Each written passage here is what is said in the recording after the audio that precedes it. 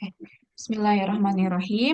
So here we would like to present our discussion about sampling method with me, Novita Nadira Putri, and my partner, Bu Urdiati. So according to Cohen, Mannion, and Morrison, a sample is a group or small part of a population where they can represent the population. And from the Sugiono, sample is a part of the number and the characteristic in the population. So in this slide, actually, sampling method is divided into two groups.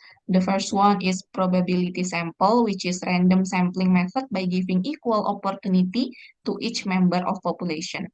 Meanwhile, the other one, non-probability sample, is sampling method that targets individuals become sample in research. Okay, the next step will present by my partner, Bu Urdiati. Time is yours, Ibu.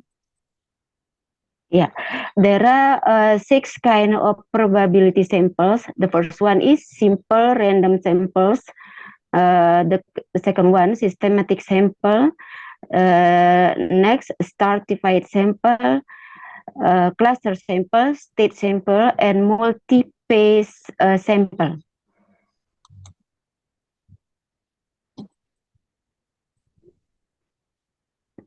Next slide. Yap, dan Ibu.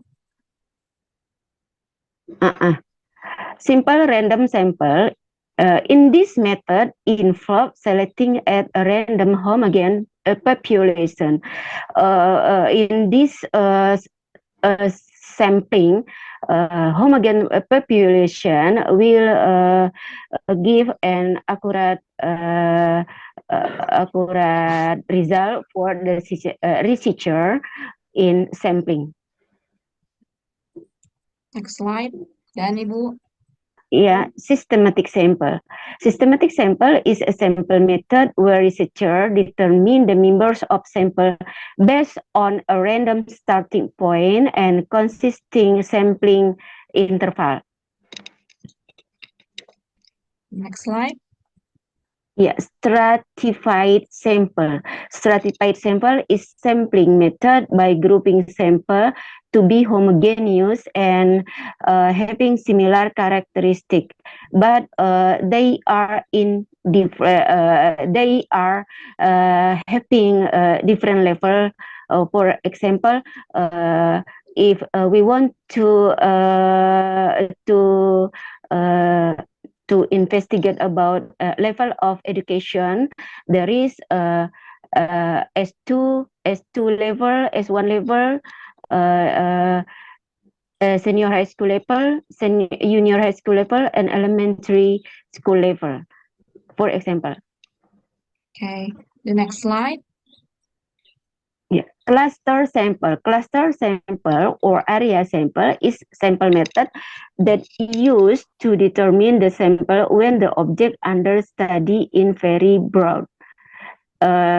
In this sampling technique, we classified the sample based on the area or place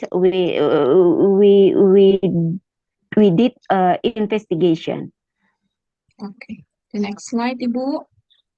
Yeah, state sample. State sample is extending the cluster sample. This method selects the sample in stage. Okay, next slide, Ibu. Yeah. The last one is multi-phase sample. Multi-phase sample is a sampling method that requires the information in collecting the sample. The information is collected in each passer. So the next slide will be explained by me. It is about non-probability samples. The first one is convenience samples. The second one is quota sample. The third one is dimensional sample. The next is purposive sample. And the last one is a snowball sample. Okay. The first one, convenience samples. Convenience samples or accidental sampling is the sampling method which taken the nearest individual to be a respondent. So it is also like accidental sampling which taken the nearest individual as respondent. For example, when the researcher accidentally meet anyone who can be used as a sample and it is suitable as a data source. The quota sample is a sampling method that requires the researcher to find a predetermined number of participants. For example, when researchers want to conduct research on public opinion about community service, if the number of samples specified is 500 participants, then the research is considered incomplete if the specified quota has not reached 500. The third is dimensional sample. It is extending quota sample by taking into account several characteristics such as gender, age, and others. The next is purposive sample. Is sampling method with certain consideration. Researcher have purpose in choosing sample in order to get information. So actually, this method has certain consideration with what the researchers want to find. One of the consideration is that participants are considered to know the most about the case being studied by the researcher. For example, when I want to know about the early childhood student willingness to communicate in English, so I will find the participant like early childhood student that speak English. The last one is snowball sample. Snowball sample is one of sampling method where the initial determination is small, then the sample becomes large. So, in determining the sample, one or two people are the first selected in this research. But because these two people are not considered sufficient to be a source of data, then the researcher uh, look for other people, look for other sources to become the data, and so on. It's like a snowball that rolls bigger and bigger. For example, when you want to research who was the provocateur of the riots, it will be appropriate to use a snowball sample because a lot of information will be obtained as big as the participant who are the sources, who are the source of the data. So that's all about the probability sample and non-probability sample. Do you want to give a conclusion, Bu Urdiati? Yeah, I will give my conclusion about this presentation.